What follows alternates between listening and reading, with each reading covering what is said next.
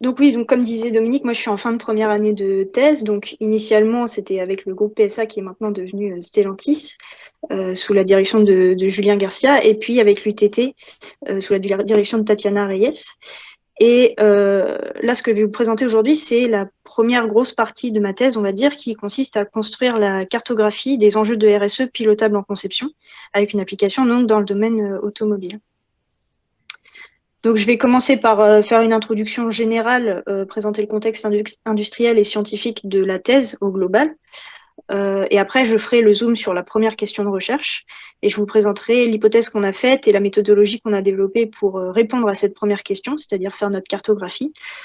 Et puis, je vous parlerai donc du cas d'étude et des premiers résultats qu'on a eus, sachant qu'on est vraiment en début de phase d'application de la méthodologie. Donc, on a quelques premiers résultats, quelques premiers éléments de réponse, mais c'est encore très peu mature, on va dire.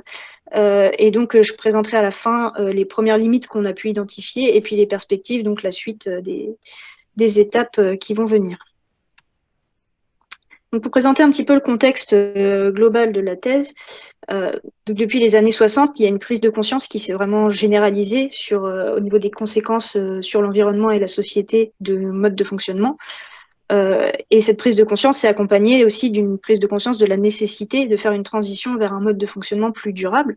C'est assez bien illustré par ce donut de Raworth que vous connaissez peut-être, qui montre qu'en fait, si on veut être dans un mode de fonctionnement durable, il faut qu'on soit à l'intérieur du donut dans la partie verte. Et pour ça, il faut à la fois respecter des limites planétaires environnementales, donc c'est ce qui est à l'extérieur du donut, donc il y a un certain nombre de catégories, donc changement climatique, acidification des océans, etc. Et ce qu'on voit en rouge, ce sont les limites qui ont été dépassées. Alors, ce schéma-là, il date d'il y a quelques années, mais il a été remis à jour et donc il y a toujours des limites qui sont dépassées actuellement, ce qui veut dire que voilà, on n'est pas dans un mode de fonctionnement durable pour l'environnement. Et inversement, au niveau social, donc c'est ce qu'il y a plutôt à l'intérieur du donut. Donc, il y a des catégories comme l'accès à l'eau, à la nourriture, à l'éducation, etc. Et cette fois-ci, il y a des seuils sociaux minimums à atteindre pour être dans un mode de fonctionnement viable pour la société. Et encore une fois, toutes les catégories qui sont en rouge, c'est celles pour lesquelles ces seuils ne sont pas atteints. Ce qui veut dire qu'il y a encore une nécessité de faire une vraie transition pour aller dans un mode de développement plus durable. Et d'ailleurs, en 2016, l'ONU a développé 17 objectifs de développement durable qui sont là justement pour guider les organisations, les États, les entreprises, etc., à faire cette transition vers le développement durable. Dans cette transition, l'industrie manufacturière elle a un rôle majeur à jouer. Dans un premier temps, parce qu'elle a largement contribué à tous les impacts sur l'environnement et sur la société, et dans un deuxième temps, parce qu'elle a en même temps le potentiel pour justement réduire ces impacts et aussi diffuser des bonnes pratiques.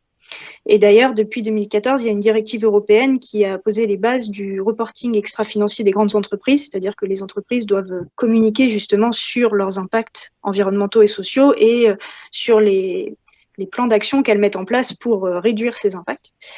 Elle dispose pour ça de plusieurs lignes directrices pour faire le reporting, notamment les plus connues, les lignes directrices du GRI, les lignes de l'OECD. Et également, il y a une norme, donc l'ISO 26000, qui cadre la responsabilité sociale d'entreprise, qui est un concept qui a également pris beaucoup d'ampleur depuis les années 60 et l'émergence du concept de développement durable, et qui est en fait une contribution des entreprises au développement durable via un comportement transparent et éthique qui vise justement à réduire les impacts sur l'environnement et la société via l'implémentation de tout un plan d'action. Donc, au cours du temps, les entreprises ont mis en place une véritable stratégie de responsabilité sociale d'entreprise. Et cette stratégie, si on s'en fie aux recommandations de la norme ISO 26000, elle est censée être intégrée dans l'ensemble des activités de l'entreprise. Là où c'est particulièrement pertinent de l'intégrer, c'est au niveau de la conception, parce que d'après la littérature, le processus de conception a un vrai potentiel pour influencer les impacts environnementaux et sociaux des produits et des services qui sont développés. Ça peut aller jusqu'à 70 à 80% des impacts environnementaux et sociaux qui peuvent être influencés par la conception. Et c'est d'ailleurs la raison pour laquelle, depuis les années 90, il y a beaucoup d'approches de conception pour la soutenabilité, donc DFS en abrégé en anglais, qui se sont développées, comme l'illustre ce schéma de Séchin et Gazuluzoy que vous avez encore une fois peut-être déjà vu, et qui montre qu'en fait, ces approches qui se sont développées, elles ont évolué selon deux axes. un axe insulaire systémique, c'est-à-dire que les approches étaient plutôt au niveau produit au départ. Elles ont évolué en termes de périmètre pour petit à petit aller plutôt à l'échelle de systèmes socio-techniques.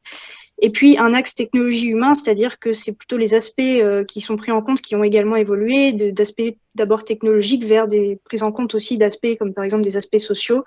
Et donc au global, les approches sont de plus en plus systémiques, de plus en plus holistiques et aussi, d'après les auteurs, potentiellement plus soutenables. Donc, ce qu'on a vu, c'est que d'après l'ISO 26000, la stratégie de RSE, elle est censée être intégrée dans l'ensemble des activités de l'entreprise et en particulier, c'est pertinent de le faire en conception parce que la conception a le potentiel pour influencer la soutenabilité des produits et services qui sont développés, donc pour influencer la performance RSE de l'entreprise. Le problème qu'on a pu soulever, c'est que les approches de conception pour la soutenabilité existantes, elles ne permettent pas d'intégrer la soutenabilité en conception de façon cohérente avec la stratégie de RSE d'une entreprise. C'est-à-dire que, certes, il y a des approches qui se sont développées et des indicateurs qui ont été créés, mais le problème qu'il y a à chaque fois, et c'est le gros challenge, c'est de réussir à aligner ces approches avec la stratégie de RSE de l'entreprise. Et donc, c'est de là qu'émane notre question de recherche principale de la thèse, qui est, qu'on a formulée ainsi pour l'instant, mais qui peut être amenée évidemment à évoluer, mais l'idée, c'est comment piloter l'opérationnalisation de la RSE en conception, ou pour reformuler un petit peu, comment faire en sorte d'intégrer la conception en soutenabilité de façon cohérente justement avec la stratégie de RSE, étant donné que les approches existantes ne permettent pas de le faire. On a fait donc un modèle de la situation qu'on aimerait obtenir à long terme. Ça peut paraître un peu barbare comme ça, mais je vais le décomposer pour essayer de l'expliquer un peu plus en détail. Donc simplement pour la légende, pour que ce soit clair pour après, les flèches pleines, on va dire que c'est les liens qui existent déjà, et les flèches pointillées, ce sont les liens qu'on va essayer de créer pour qu'à terme, justement, il n'y ait plus que des flèches pleines et que tous les liens soient créés. Je décompose pour que ce soit un peu plus clair. Donc, on a dit que d'une part, on avait la stratégie de RSE qui est mise en place par une entreprise en réponse à tous les enjeux de développement durable et qui se traduit par un certain nombre d'engagements et donc d'enjeux de RSE. Et pour mesurer, pour suivre le progrès par rapport à ces enjeux-là et évaluer la performance par rapport à ces enjeux-là, il y a un certain nombre de KPI stratégiques qui sont mis en place. Et donc, de l'autre côté, on a le process de conception, puisqu'on a dit que ce qui nous intéressait, c'était justement de faire le lien entre les deux. Donc, le process de conception, donc c'est la flèche qu'on voit ici au milieu, elle représente le process de conception assez simplifié, c'est-à-dire il y a plusieurs grandes étapes. Donc là, en particulier, il y a l'avant-projet, le management de projet, l'industrialisation, avec à chaque fois des sous-étapes. Et en fait, ce qui se passe, c'est que ce qu'on voit sur la gauche, c'est en entrée de chaque étape, il va y avoir plusieurs métiers qui vont intervenir, qui sont représentés par les différentes expertises. Il va aussi y avoir plusieurs outils qui vont être utilisés. Donc, ça peut être des outils locaux ou des outils globaux s'ils sont un peu plus transverses aux différentes étapes du process. Et ça va permettre, du coup, à chaque étape du process de conception en sortie, d'avoir à la fois une évaluation de la performance, donc c'est tout ce qui va être l'évaluation de la qualité, du coût, du délai, etc. Et l'objectif étant d'avoir aussi une évaluation des critères de soutenabilité qui peuvent permettre soit d'informer les décisions, soit d'aider carrément à la décision. Et donc, pour ça, l'objectif, c'est que ce soit fait de manière cohérente avec la stratégie de RSE. Donc, on a dit que c'était ça la difficulté majeure, c'était de réussir à connecter les deux et à intégrer des critères de soutenabilité de façon cohérente avec les engagements qui sont pris en RSE.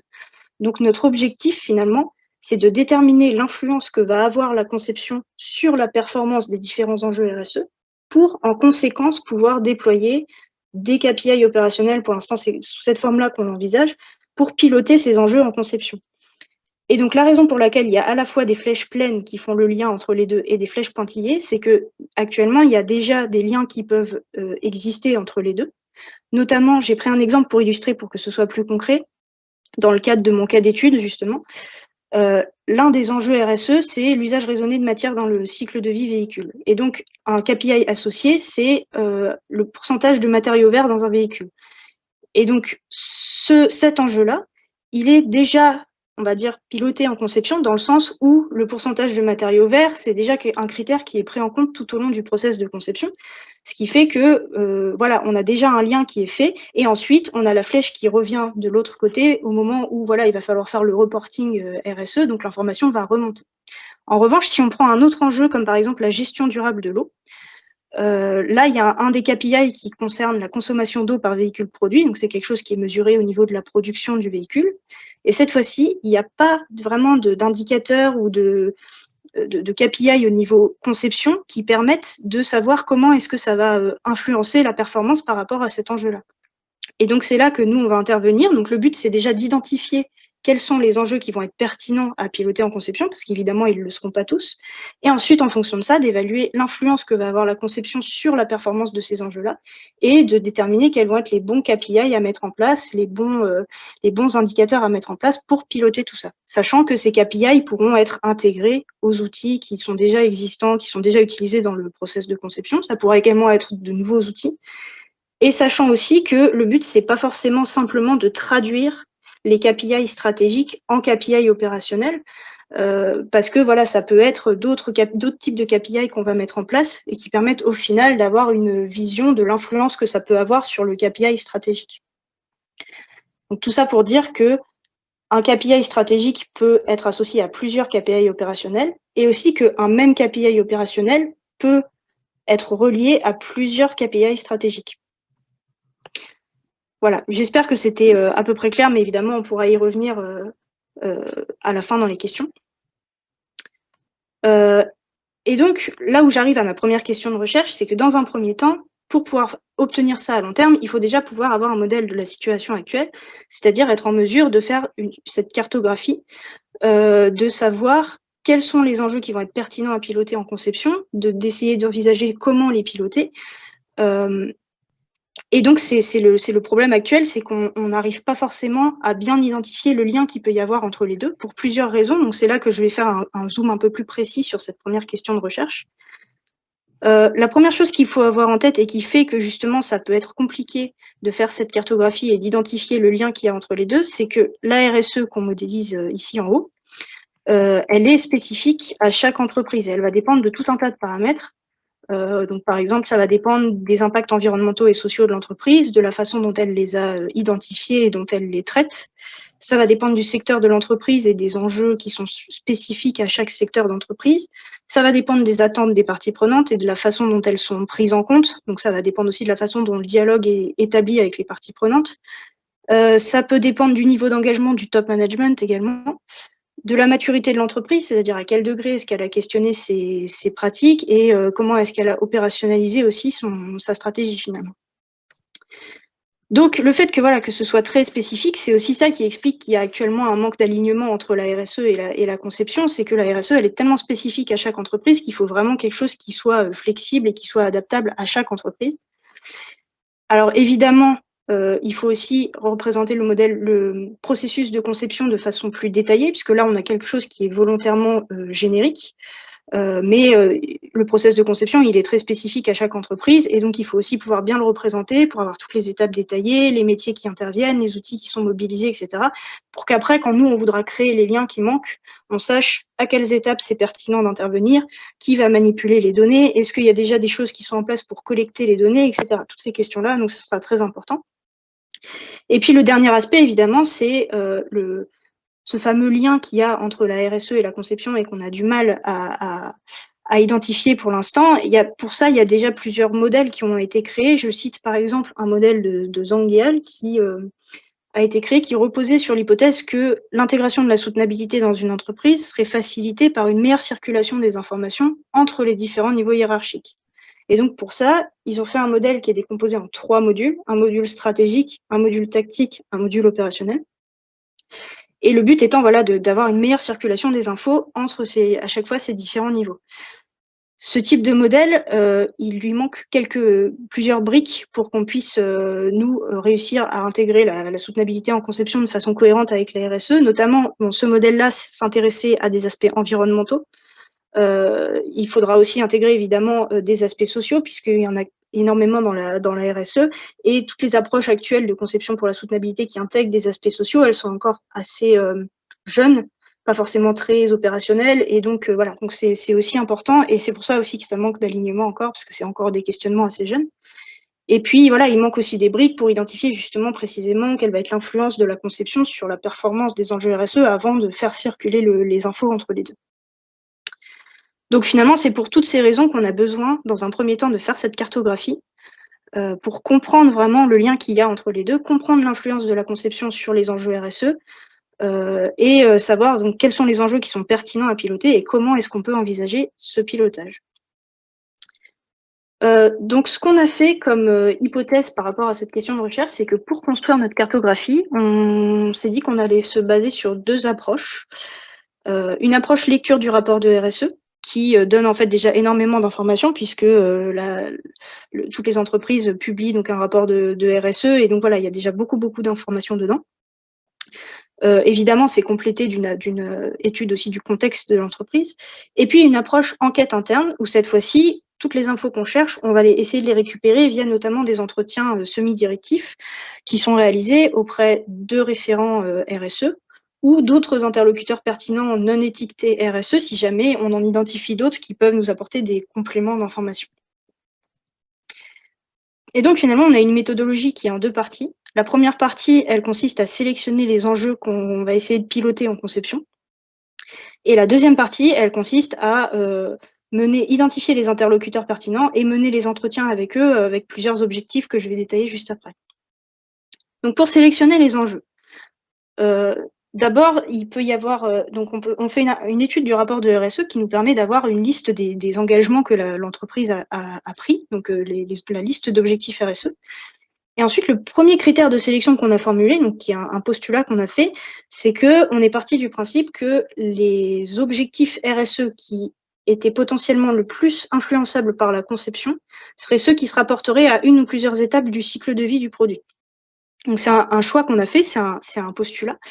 Et donc ce qu'on propose, c'est de faire un mapping des objectifs RSE sur le cycle de vie produit et d'exclure tous les objectifs qui ne se rapportent pas à une ou plusieurs étapes du cycle de vie. Je reviendrai à la fin sur le fait que ça puisse être une limite, bien évidemment. Le deuxième critère de sélection, c'est d'exclure les objectifs qui sont déjà gérés en conception, parce que nous, ce qui nous intéresse, c'est de construire les liens manquants. Et puis, donc la troisième sélection, c'est de voir, donc avec les enjeux qu'on a sélectionnés pour l'instant, après ces deux premiers critères de sélection, est-ce que ceux qu'on a sélectionnés sont vraiment stratégiques et spécifiques au secteur de l'entreprise? Et donc pour ça, ce qu'on fait, c'est qu'on regarde à la fois dans le rapport de RSE les enjeux qui sont stratégiques pour l'entreprise. Généralement, on peut voir ça via la matrice de matérialité qui montre comment se situent les enjeux par rapport aux attentes des parties prenantes et aux risques pour l'entreprise. Et puis, on peut aussi analyser le contexte de l'entreprise qui nous donne une idée des enjeux spécifiques au secteur de l'entreprise et donc, du coup, des enjeux qui vont être stratégiques. Et en fonction de ça, on va sélectionner les enjeux qui semblent les plus stratégiques et spécifiques au secteur de l'entreprise. Et donc, une fois qu'on a sélectionné nos enjeux, il faut qu'on récupère nos informations. Donc, on va commencer par identifier les interlocuteurs RSE. Ça peut se faire par une analyse du contenu du rapport de RSE qui généralement explique comment est opérationnalisée la RSE dans l'entreprise, complétée évidemment d'une enquête interne pour identifier vraiment les personnes physiques, les bons interlocuteurs. Et ensuite, donc, on mène des entretiens semi-directifs avec eux qui ont trois objectifs principaux. Le premier objectif, c'est de faire une cartographie des liens qui existent potentiellement déjà entre les enjeux qu'on a sélectionnés et le processus de conception, ce qui se peut qu'il y ait déjà des liens qui soient établis. La deuxième chose, c'est de voir justement caractériser la relation qu'il y a entre ces enjeux RSE et la conception, donc de voir quelle est l'influence de la conception sur la performance de ces enjeux. Qu'est-ce qu'on a comme levier en conception pour agir sur ces enjeux-là? Et le but étant, dans un troisième temps, d'esquisser finalement la façon de piloter ces enjeux pendant la conception et d'avoir un premier aperçu de la méthodologie qu'on devra déployer pour manager ces objectifs-là en conception. Et donc, comme je le disais, il se peut qu'au cours des entretiens avec les interlocuteurs RSE, on identifie d'autres interlocuteurs pertinents qui sont non étiquetés RSE, mais qui peuvent venir justement compléter les informations et nous amener davantage d'informations par rapport aux trois objectifs qu'on a. Et sachant que on peut faire plusieurs entretiens avec un même interlocuteur pour justement, au fur et à mesure que tout se décante, compléter les informations.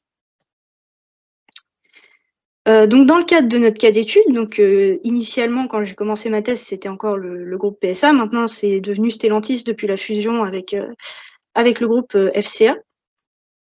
Et donc historiquement, il y a eu plusieurs actions qui ont été implémentées pour justement répondre aux enjeux de développement durable. Donc, au début, c'était plutôt des actions au niveau des caractéristiques techniques des véhicules, donc essayer d'intégrer des matériaux recyclables ou recyclés dans les véhicules. Il y a eu ensuite une approche vraiment éco-conception qui a été adoptée, donc une approche cycle de vie. Notamment, le groupe réalise des analyses de cycle de vie de ces véhicules. Et puis, évidemment, au niveau global, une stratégie de RSE qui s'est mise en place. Et la question que se pose le groupe actuellement, c'est de savoir comment faire pour piloter l'opérationnalisation de sa stratégie de RSE en conception.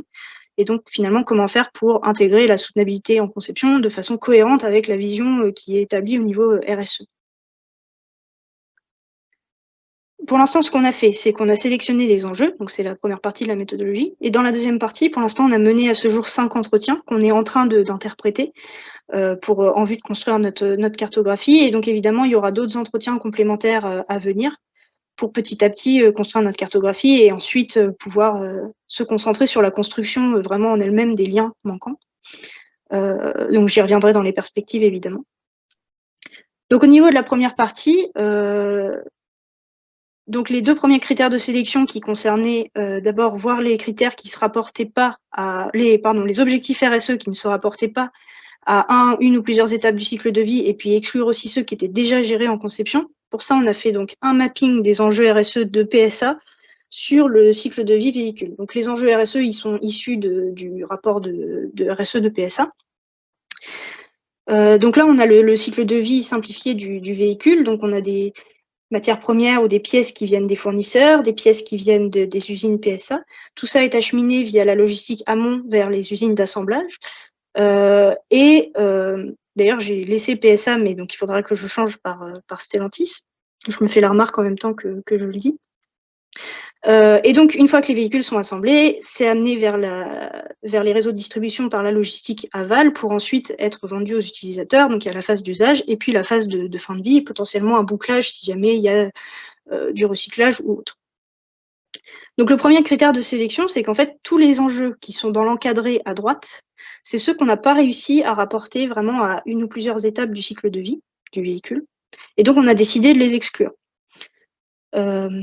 La première remarque qu'on peut faire, et même si je reviendrai à la fin sur le fait que ça puisse être une limite, ce critère de sélection, c'est qu'il y a quand même certains des enjeux qu'on a exclus qui se rapportent vraiment plus à des pratiques d'entreprise, typiquement l'enjeu sur la philanthropie. Et là, c'est vrai que ça paraît assez cohérent de l'avoir exclu parce que c'est difficile d'envisager que la conception puisse influencer la performance de l'entreprise en termes de philanthropie, qui est quelque chose qui est quand même plutôt lié aux pratiques d'entreprise, donc assez décorrélé de la conception. Après, voilà, je reviendrai après sur le fait que ça puisse être une limite et qu'on puisse avoir mis de côté des enjeux qui seraient pertinents à piloter en conception, évidemment.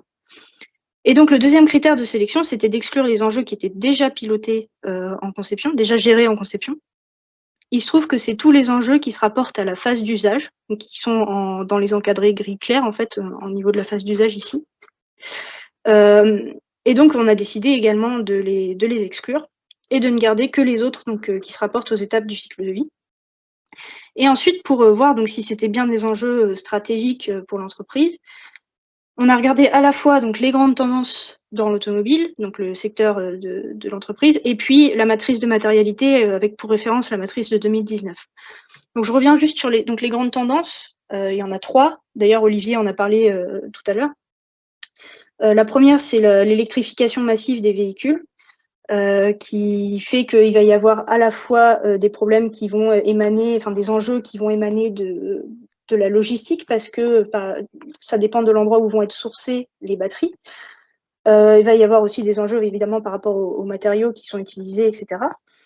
Il y a de plus en plus des nouveaux usages du véhicule, donc typiquement l'autopartage. Qui fait que voilà, il y a aussi des questions qui se posent sur les nouvelles mobilités et les nouvelles offres de mobilité. Et puis les véhicules sont de plus en plus connectés, ce qui fait qu'il y a aussi des problèmes qui émanent non seulement des véhicules en eux-mêmes, mais aussi de tous les éléments connectés qui sont rajoutés aux véhicules. Donc c'est un peu deux choses différentes aussi. Et puis quand on regarde un petit peu la matrice de matérialité, déjà la remarque qu'on s'est faite, c'est qu'on s'est aperçu que tous les enjeux qui sont en haut à droite, donc qui sont les plus stratégiques à la fois pour les parties prenantes et pour l'entreprise, en prenant ici 2019, mais ce sont les enjeux qu'on a identifiés qui étaient déjà gérés en conception. Et puis après, voilà, on a regardé un petit peu comment se situaient les autres enjeux. Et finalement, notre conclusion, ça a été que par rapport à la fois aux grandes tendances de l'automobile et à la matrice de matérialité de l'entreprise, tous les enjeux qu'on avait identifiés comme se rapportant à une ou plusieurs étapes du cycle de vie étaient des enjeux très stratégiques. Et donc, on a décidé de tous les garder et d'essayer de tous les piloter en conception. Donc, il y en a 7. Il y en a 2 qui se rapportent à la supply chain. Donc, c'est l'évaluation de la performance environnementale sur la supply chain et des droits de l'homme également. Donc, on considère la partie achat du fournisseur et la partie logistique. Il y a 4 enjeux qui se rapportent à la production, donc plutôt des enjeux environnementaux, l'empreinte carbone industrielle, le contrôle des décharges et nuisances industrielles, la gestion durable de l'eau et l'optimisation des cycles matières dans les process industriels en incluant les déchets. Et le dernier enjeu, c'est un enjeu qui se rapporte à l'usage raisonné de matière dans le cycle de vie véhicule. Et nous, ce qui nous intéresse particulièrement, c'est la partie économie circulaire, qui est aussi un sujet fortement d'actualité en ce moment. Et donc, ensuite, on a identifié les interlocuteurs RSE. Donc, pour ça, on a commencé par regarder dans le rapport de RSE comment était opérationnelle la RSE à PSA. Donc ça, c'est un schéma qui est disponible dans le rapport de RSE et qui montre qu'en fait, il y a un département dédié au développement durable et que ça consiste en un réseau de correspondants RSE qui sont rattachés à chaque fois à un domaine RSE différent et qui vont être en charge d'un ou plusieurs des enjeux RSE et qui eux-mêmes ensuite vont être en contact avec tout un tas de personnes dans l'entreprise pour pouvoir permettre l'opérationnalisation de leurs enjeux et puis aussi remonter les informations quand il s'agit de faire du reporting. Donc ça nous a permis de savoir qu'il y avait voilà, un correspondant pour chaque domaine et donc de chercher avec une enquête interne les bons interlocuteurs. Donc on a identifié tous les référents RSE qui étaient en charge des enjeux qu'on avait sélectionnés. Et ensuite, on a mené des entretiens avec eux. Donc comme je disais, actuellement, on en a mené 5. 4 avec des référents RSE et 1 avec une personne non RSE qu'on avait identifiée lors d'un entretien avec un référent RSE et qui nous a amené un complément d'information. Il y en aura d'autres à venir, des entretiens par la suite. Et j'ai mis juste un exemple parce que, comme je vous disais, pour l'instant, on est encore en phase d'interprétation des résultats à ces entretiens, mais j'ai mis quand même un exemple pour illustrer les questions un petit peu qu'on se pose. Donc, typiquement sur un enjeu qui est l'optimisation des cycles matières dans les process industriels, en incluant les déchets. Ça, c'était un enjeu donc environnemental qui est au niveau de la production. Donc pour ça, on a regardé un petit peu dans le rapport de RSE. Donc là, j'ai repris comme référence 2019. Il y avait des cibles qui avaient été définies pour 2020. Donc il y avait une cible qui était une cible en quantité de déchets par véhicule produit.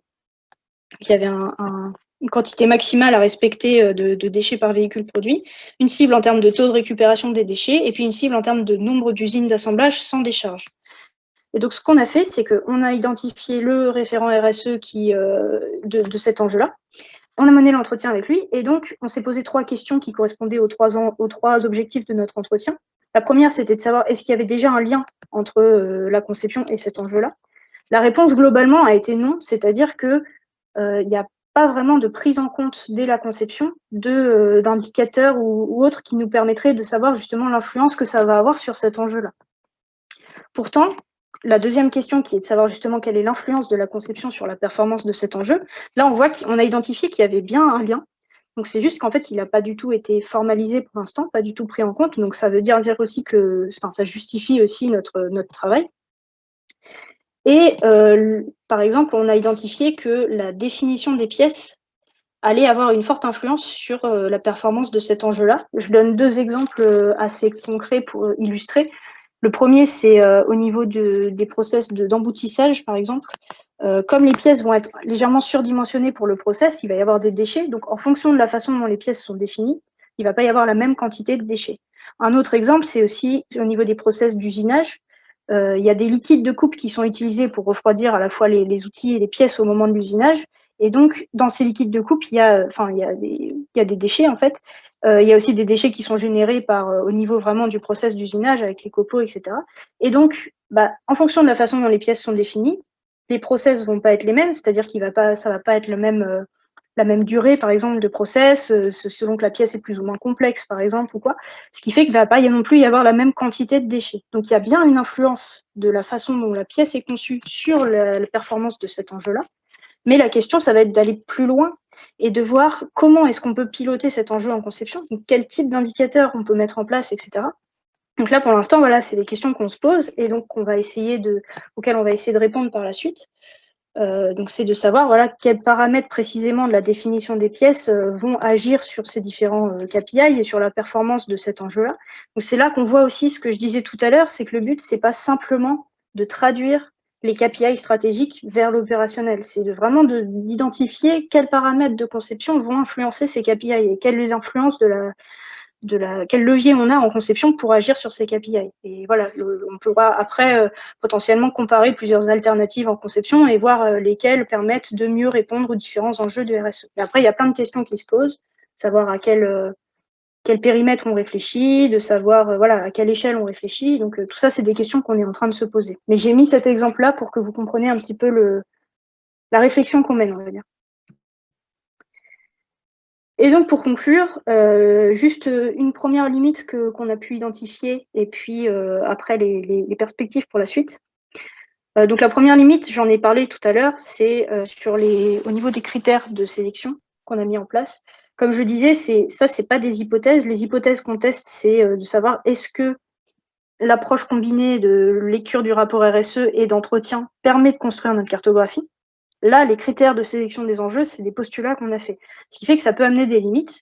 Donc, typiquement, il peut y avoir des enjeux qui ne se réfèrent pas à une ou plusieurs étapes du cycle de vie, mais qui seraient pertinents à piloter en conception et qu'on aurait mis de côté. Donc ça, ce sera à traiter évidemment dans les limites, à garder en tête dans les limites. Il se peut aussi que quand on exclut les objectifs qui sont déjà gérés en conception, peut-être qu'on pourrait les optimiser davantage la relation qu'il y a entre les deux. Donc voilà. Et puis évidemment aussi, pareil, sur la sélection des enjeux les plus stratégiques, il faut se questionner aussi, savoir si c'est les plus pertinents à piloter en conception ou pas. Donc tout ça, c'est des limites à garder en tête. Et puis la deuxième chose dont je voulais parler, qu'au départ, j'avais identifié comme une limite potentielle, mais je vais vous expliquer pourquoi ce n'en est pas une, c'est la notion d'apprentissage organisationnel. Parce que l'une des limites qui est tout le temps pointée dans la littérature par rapport aux approches de conception pour la soutenabilité, c'est cette notion d'apprentissage organisationnel, dans le sens où le rôle des concepteurs, il a énormément évolué depuis qu'il y a toute cette transition vers le développement durable, et donc justement, les concepteurs doivent de plus en plus inclure des critères de soutenabilité, ce qui fait qu'ils ont dû s'adapter, monter en compétences, en connaissances également, et donc c'est aussi la raison pour laquelle beaucoup d'approches de conception pour la soutenabilité sont encore peu opérationnelles parce que les concepteurs peuvent avoir du mal à s'approprier les méthodes et manquer parfois de connaissances ou de compétences par rapport à la RSE ou par rapport à la soutenabilité, ce qui fait que voilà, ça peut poser un problème d'opérationnalisation. Et la raison pour laquelle dans notre thèse, ce n'est pas une limite, c'est qu'en fait, l'apprentissage organisationnel, il est au cœur de la thèse. C'est-à-dire que nous, notre but, ça va vraiment être de co-construire les liens manquants entre RSE et conception, donc co-construire, c'est-à-dire à la fois avec les référents RSE avec qui on discute, avec les concepteurs, pour vraiment que le but, c'est vraiment de les accompagner et de les outiller pour qu'ensuite ils soient capables et de diffuser aussi la connaissance pour qu'ils soient capables de prendre en compte tous ces critères en conception et d'anticiper sur les objectifs de RSE. Et l'objectif, c'est également qu'à terme, toute modification future d'enjeux RSE ou de KPI RSE ou alors tout ajout de nouvel enjeu RSE soit toujours fait avec une réflexion parallèle sur est-ce qu'on est capable de le relier à la conception? Est-ce qu'on est capable de le piloter en conception et de savoir quelle est l'influence de la conception sur cet enjeu-là? Voilà. Et donc, au niveau des perspectives, donc là, j'en suis, comme je vous le disais au début, à la fin de ma première année. Donc la première année, ça a été principalement de la recherche bibliographique et puis donc on a mis en place toute cette méthodologie pour la première partie de la thèse, donc la cartographie. Et donc là, on est encore en phase de déploiement des entretiens et d'interprétation des résultats.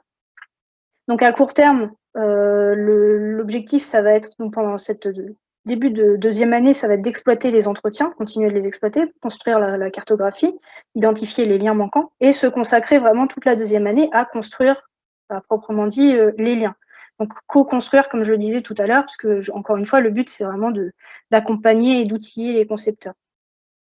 Et l'objectif, c'est éventuellement, dans un troisième temps, donc pendant la troisième année, de déployer tout ça sur un projet, de façon à pouvoir comparer un projet qui n'aurait pas été piloté, enfin pour lequel les enjeux RSE n'auraient pas été pilotés en conception, donc un projet déjà terminé, et puis un projet sur lequel justement on déploie le pilotage pour voir ce que ça donne, voir quels leviers on peut identifier, voir si les liens qu'on a créés sont pertinents, voir si on a bien réussi à faire monter en connaissance et à outiller les concepteurs comme il faut, dans le but que voilà, d'obtenir notre modèle désiré à la fin avec cette fois-ci que des flèches pleines, c'est-à-dire tous les liens qui seraient créés.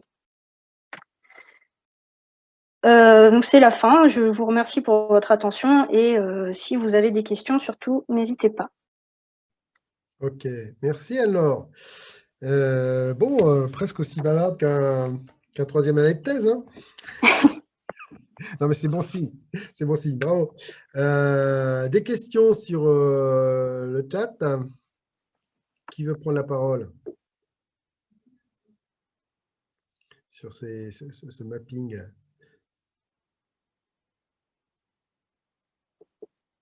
Moi, Romain, là, je peux prendre la parole pour prolonger peut-être la question de Yann sur la RSE pilotée par les ODD. C'est vrai qu'il y a une question à se poser. Donc, dans ton intro, d'abord, merci pour ta présentation, c'était nickel. Dans l'introduction, au départ, tu parles des limites environnementales, sociales. Je pense qu'il y a un petit travail à faire pour bien caler en fait à quels enjeux la RSE va répondre. Dans les matrices de matérialité, les questions de business et de parties prenantes, on va être dans ces domaines-là. Tu ne vas pas répondre, enfin en tout cas avec ce qui est proposé là, il ne me semble pas que tu sois en capacité de répondre à des enjeux plus globaux comme ceux qui sont présentés dans l'introduction. Donc c'est peut-être un truc qui sera à discuter dans ton manuscrit ou dans la suite de tes réflexions. Mais c'est vrai qu'une démarche RSE, on est dans de l'amélioration continue sans objectif de répondre à quoi que ce soit, hein, en réalité.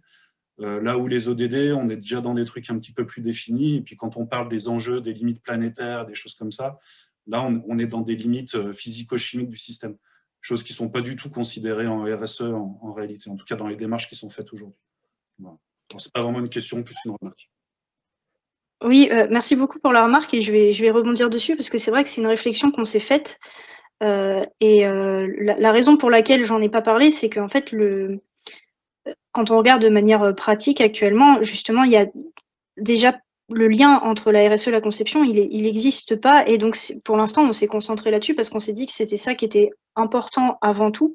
Parce que s'il n'y a déjà pas ce lien qui existe, ça veut dire qu'après, on ne peut pas envisager forcément de repenser les enjeux par rapport à une échelle plus large, justement, comme ce dont vous parliez juste avant. Et effectivement, c'est une question qu'il faudra qu'on envisage et ça pourrait être dans les perspectives futures de la thèse, une fois que les liens justement seront créés, de voir comment est-ce qu'on peut prendre en compte cet aspect plus large des enjeux. Si je peux me permettre de rebondir là-dessus, en fait, les périmètres sur lesquels tu vas travailler ne vont pas être du tout les mêmes. Il y a des enjeux politiques qui sont forts et d'où l'intérêt d'intégrer des dimensions territoriales pour les différentes échelles ou plus régionales ou globales. Il y a des décisions politiques en fait, qui vont intervenir là où dans la RSE, c'est des décisions industrielles, économiques qui vont intervenir. Donc les systèmes, c'est très bien, il n'y a pas de débat là-dessus, hein, c'est très bien de câbler conception et RSE, mais pour aller répondre à des enjeux globaux, il y a d'autres dimensions qui vont intervenir. Alors, c'est pas grave, hein, mais ces dimensions-là sont pas du fait d'une entreprise.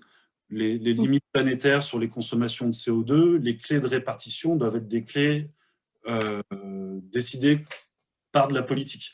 Alors, soit par des collectifs, soit par des gens élus, soit par je ne sais quoi, mais c'est une dimension purement politique. Là où les autres, on est plus sur de l'économique ou de l'industriel. Donc les périmètres sont pas. Oui, tout à fait. Il y avait une question sur les parties prenantes. Alors, c'était qui? C'était C'est Gada? moi, oui. Bonjour, je suis Rada, doctorante au centre OIE, Observation Impact Énergie Mine Paris Tech. Donc, je fais une thèse sur l'analyse durabilité de scénarios de mobilité électrique. Et donc, notamment, je trouvais le travail super intéressant. Parce que aussi, dans le cadre de mon travail, j'étais amenée aussi à regarder quels étaient les enjeux environnementaux, sociaux et socio-économiques liés à différents scénarios de mobilité, et notamment ce qu'on retrouve après l'analyse des rapports RSE qu'on a aujourd'hui à disposition, c'est que il y a un manque vis-à-vis des mesures déjà de ces enjeux, parce que même si la RSE repose sur plusieurs références, y compris les objectifs de développement durable et d'autres des références qui ont été définies, mais on a aujourd'hui un manque de consensus par rapport aux méthodes qui vont permettre vraiment de mesurer ces enjeux. Surtout quand on va les mapper ou les cartographier sur les différentes étapes de cycle de vie. Déjà, on a un problème vis-à-vis des parties prenantes, parce qu'il va falloir identifier l'ensemble des parties prenantes qui sont engagées dans toutes les phases de cycle de vie, identifier comment elles sont affectées. Et donc, moi, je me posais la question de comment, dans le cadre de ce travail-là, on va rendre ces enjeux-là pilotables, utilisables, disons, d'une échelle plutôt macro à des indicateurs qu'on va mesurer et qui vont contribuer par la suite à la prise de décision. Bonjour Rada, merci beaucoup pour cette remarque et cette question. J'ai compris toute la remarque, mais je ne suis pas sûre d'avoir compris la question finale. Alors, je m'explique. En fait, là, vous avez identifié l'ensemble des enjeux et vous les avez cartographiés sur l'ensemble de phases de cycle de vie. Mais si j'ai bien compris, il y avait une sélection, et donc, par exemple, pour la phase d'usage, tous les enjeux ont été exclus. Donc là, la phase d'usage, ce qu'on va retrouver, c'est notamment les utilisateurs. Donc, déjà, cette question-là, on va se poser, c'est que les effets qui peuvent y avoir sur les utilisateurs, comment est-ce qu'ils vont être pris en compte en amont de la prise de décision de la conception des services ou des technologies? Ça, c'est une première question. Ensuite, la deuxième question, c'est, par exemple, quand on va retrouver respect des droits humains, qui est plutôt un enjeu macro, et donc comment le traduire à des indicateurs précis pour mesurer ces effets-là, ces impacts-là, en amont de la prise de décision aussi. Alors, j'ai mieux compris, reformulé comme ça. En fait, déjà sur la phase d'usage où on a exclu tous les enjeux, c'est entre guillemets, à la fois une coïncidence et pas vraiment une coïncidence, le fait que tous les enjeux qu'on a exclus se retrouvaient sur la phase d'usage, parce que c'est sur la phase d'usage qu'on a énormément d'enjeux qui sont très stratégiques. C'est là qu'on a beaucoup d'impact, notamment sur les émissions de CO2, etc. Donc, c'est aussi logique que ce soit des enjeux qui soient les plus stratégiques, et donc potentiellement qui aient déjà été pris en compte en conception. Après, sur la partie, comment est-ce qu'on fait pour traduire des enjeux macro à l'échelle micro, justement, ça va être là tout l'enjeu de la thèse. Et l'idée, c'est justement, via les entretiens qu'on mène, d'identifier quels vont être les paramètres de conception qui vont avoir une influence sur les différents enjeux. Et en fonction de ça, de voir un petit peu dans la littérature quels sont, dans les approches de soutenabilité, de conception pour la soutenabilité existante, les indicateurs qui existent qu'on pourrait utiliser, par exemple, pour mesurer tout ça, ou potentiellement créer de nouveaux indicateurs si jamais il y a besoin, et qui seraient ensuite reliés, on va dire, du coup, à l'enjeu global. Après, voilà, là, c'est une question complexe. Pour l'instant, on n'est pas encore entré vraiment dans le détail, parce que, comme je disais, sur la phase d'interprétation des résultats aux entretiens, on est vraiment en train de réfléchir à comment mettre en place les bons outils, les bons indicateurs pour pouvoir piloter les enjeux. Donc, c'est très difficile de faire cette transition de l'échelle macro à une échelle plus petite, et donc voilà, ça fera partie de la suite des réflexions, mais pour l'instant, c'est vrai que c'est encore difficile de l'envisager, on va dire. Je ne sais pas si ça répond bien aux questions. Oui, je pense que ça répond, mais j'ai encore plein de questions, donc je pense que je vais te contacter directement. Oui, ça marche. C'est très intéressant en tout cas, bon courage. Merci beaucoup. Super, merci. Une dernière remarque pour quelqu'un avant qu'on passe au dernier point de l'ordre du jour de cette matinée? Que je peux prendre la parole, Dominique, c'est Flore? Bien sûr, Flore. Oui. Bonjour, Flore Vallet. Donc, IRT Systémics et Laboratoire Génie Industriel Centrale Supélec. Merci pour la présentation, Anne-Laure. Donc, moi, j'avais une question qui est peut-être un petit peu excentrée, mais j'aimerais bien avoir un petit retour sur le fait que là, on est en période de crise sanitaire, qu'il y a des forts impacts sur les usages partagés de l'automobile, qu'on a déjà constatés. Il y a plein de rapports qui sortent là-dessus. Est-ce que ça va sans doute, peut-être il va y avoir des suites liées à ça. Et donc, est-ce que des faits majeurs comme ça qui peuvent changer le cours des tendances un peu linéaires, est-ce que ça a un impact sur l'approche? Et au-delà de ça, peut-être le côté dynamique des indicateurs, est-ce qu'ils sont figés à tout jamais ou comment est-ce qu'on prend en compte de nouveaux événements? Bonjour Flore, merci beaucoup pour la question. Je pense qu'effectivement, il y a cette notion de process continu de dynamique dans le temps qui fait que c'est un peu ce que j'expliquais. Je vais reprendre le schéma, ce sera peut-être un peu plus clair. Avec le schéma, je vais remettre en grand.